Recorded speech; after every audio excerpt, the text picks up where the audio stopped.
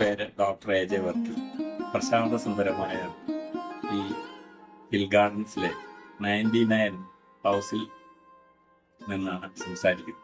ഈ വീട്ടിൽ വന്നപ്പോൾ ഇവിടെ കോർപ്പറേഷന്റെ വെള്ളമാണ് കിട്ടുന്നത് മനസ്സിലായി.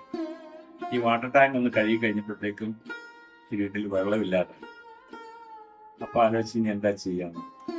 അപ്പോൾ അങ്കമാലിയിലുള്ള എൻ്റെ ഒരു ഫ്രണ്ട് കുര്യൻ ഡോക്ടറെ വിളിച്ചു കഴിഞ്ഞപ്പോൾ കുര്യൻ ഡോക്ടർ പറഞ്ഞു, ജോമോൻ എന്ന് പറഞ്ഞ ഒരാളുണ്ട്, അദ്ദേഹം നന്നായിട്ട് ഈ ഫീൽഡിൽ വർക്ക് ചെയ്യുന്നതാണ്, ബോർവെൽ അടിക്കാൻ.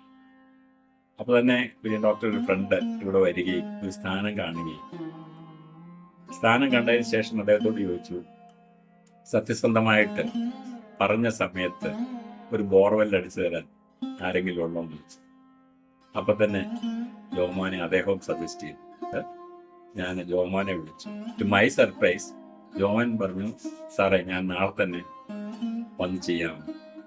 ആദ്യം എനിക്കത് വിശ്വാസമായിട്ട് തോന്നില്ല. ഞാൻ പിറ്റേ ദിവസത്തേന് കാത്തു നിന്നു.